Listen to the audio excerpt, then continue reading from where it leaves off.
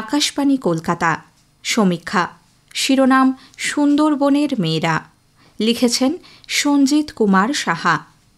সুন্দরবনের নাম শুনলেই চোখের সামনে ভেসে ওঠে এক অপূর্ব নৈসর্গিক জল, জঙ্গল, নদী, খাঁড়ি ও সমুদ্রের ছবি। গঙ্গা, ব্রহ্মপুত্র, মেঘনার বঙ্গোপসাগরে মিলনের প্রেক্ষিতে গড়ে ওঠা এক মহাবিস্ময়। এখানে আছে এক আশ্চর্য অচেনা প্রকৃতি ও পরিবেশ। এর স্বরূপ বোঝা দায়। এই রোদ ঝলমলে আকাশ আবার মুহূর্তে কোত্থেকে উড়ে আসা একরাশ ঘন কালো মেঘে শুরু হয়ে যায় তুমুল ঝড় বৃষ্টি। সব ওলট পালট করে দেয়। পলকের মধ্যে নৌকোডুবি, বাসিন্দাদের আর্ত চিৎকার।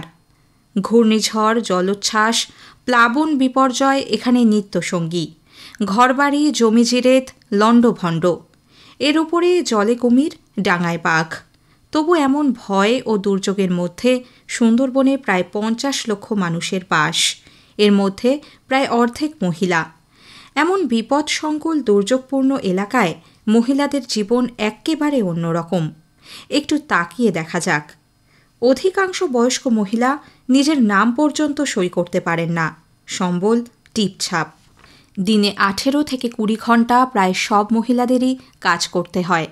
ঘরের কাজ তো আছেই, উপরন্তু নদীর ধারের ১ কিলোমিটারের মধ্যে বসবাসকারী মহিলাদের ৮০%কেই মিন ধরার কাজে লিপ্ত থাকতে হয়।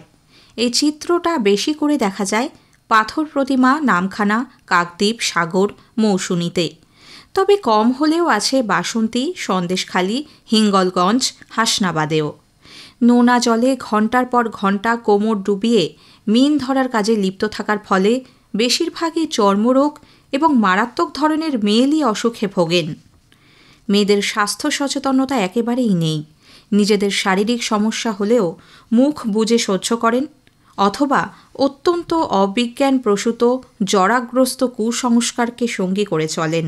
স্বাস্থ্য পরিষেবা অত্যন্ত অপ্রতুল। কোথাও স্বাস্থ্যকেন্দ্র থাকলেও সেখানে ডাক্তারের দেখা মেলে না। মেলে না ওষুধও। তাই অঞ্চলের মানুষের ভরসা নানা ধরনের ঝাড়ফুঁকে। স্ত্রী পুরুষ নির্বিশেষে মেয়ে হয়ে জন্মানোটাকে অভিশাপ মনে করে।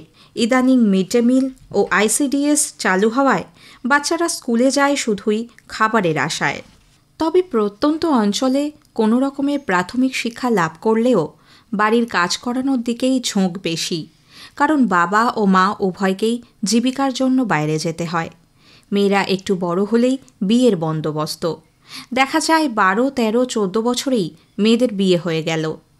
মেয়েদের ভবিষ্যৎ নিয়ে কোনো ভাবনা চোখে পড়ে না। সুন্দরবনের মেয়েদের বড় সমস্যা পাচার হয়ে যাওয়া। দুবেলা ভালোভাবে থাকা খাওয়ার বিনিময়ে কাজের টোপ দিয়ে ঘরের বাইরে নিয়ে এসে তাদের অন্ধকার জগতে নিয়ে যাওয়া হয়। প্রতিটি দ্বীপে এমন ২-৪টি ঘটনা আছেই। মহিলাদেরও জীবিকার জন্য মাঠে কাজ করতে হয়। আবার স্বামীদের সঙ্গে জঙ্গলে কাঁকড়া ও মাছ ধরতেও যেতে হয়। অনেক পুরুষই জঙ্গলে গিয়ে আর ফেরে না, বাঘের পেটে চলে যায়।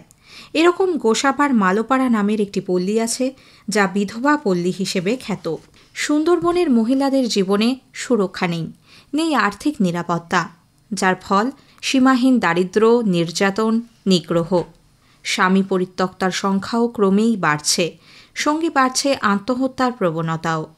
সুন্দরবনের মেয়েদের করুণ অবস্থা অবর্ণনীয়। এর মূলে রয়েছে শিক্ষার অভাব, অস্বাস্থ্যকর পরিবেশ, প্রাকৃতিক দুর্যোগ এবং অভাবনীয় দারিদ্র্য। নৃতত্ত্ববিদদের কাছে এটা নিশ্চিত গবেষণার বিষয় হতে পারে। সমীক্ষা শেষ হল। এটি লিখেছেন সঞ্জিত কুমার সাহা।